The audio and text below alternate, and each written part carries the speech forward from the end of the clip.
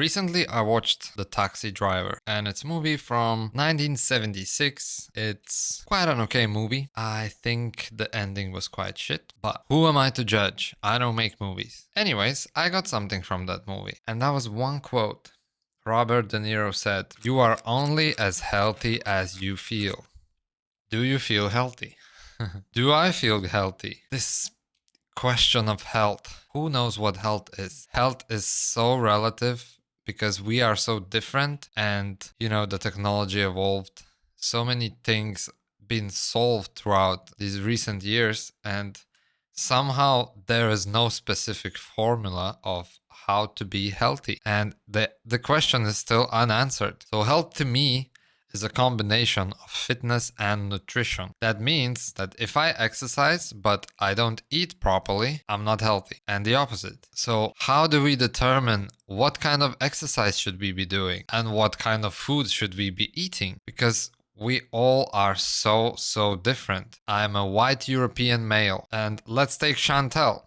She's from Africa. She's a black female. And because of the climate, because of the genetics, because of the upbringing, we are completely different people. And same diet and same exercise are gonna affect us completely different. So to find out what kind of exercise we should be doing and how to elevate our fitness, it's very complex. That's why there is no specific formula that would work for everybody. Now, there are some basic rules that apply to everyone. In fitness, for example, if you skip sleep, and if you don't sleep enough, you're gonna end up feeling sleep deprived, which is gonna affect your energy throughout the day. Same with food. If you don't eat enough, it's gonna affect your sleep or the way you perform physical activities and mental activities as well. And it's gonna affect everything you do. Same with exercise.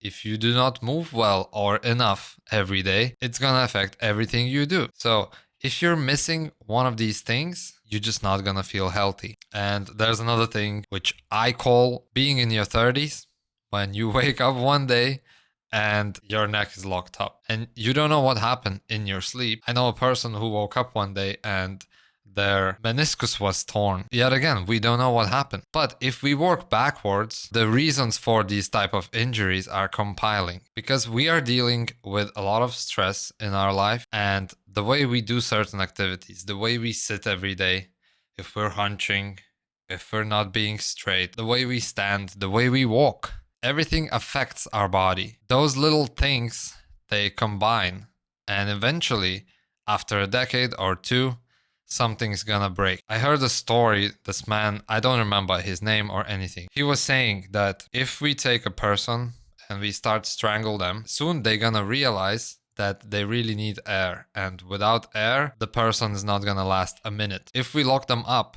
and we don't give them anything, soon they're gonna realize that they can't last without water for longer than 5 days and without food for longer than 30 days. So these are the three main things. So the air, the food, and the water. And then there's another thing that people don't really think about, and that's movement, that's exercise. And people don't really think about it because it takes a much longer time to realize that the movement is missing. It takes decades upon decades upon decades. And that leads me to one of the very basic rules that really apply to everybody in the world, and it's around fitness. There's a term, it's called sarcopenia. The term talks about that every decade after the age of 30, we start losing muscle mass because of getting older. That means that I am 34 years old right now. By the age of 80, I will lose 50% of my strength.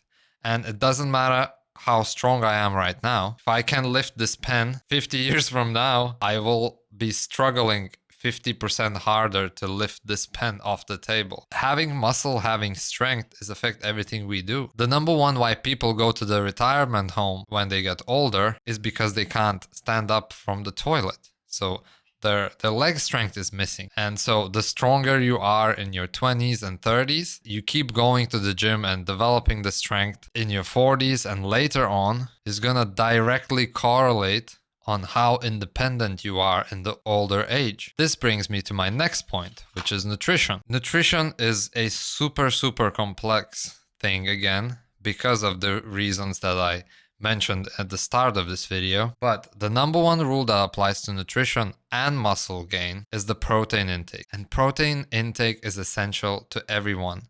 It doesn't matter if you're vegan or you carnivore. It doesn't matter what your diet is. Protein is hugely responsible for muscle sustainability and development. These are the two very, very basic rules that apply to everybody. So coming back to the taxi driver's quote that you are only as healthy as you feel. If you don't feel healthy, you gotta start improving your nutrition or your fitness or both. So how healthy are you?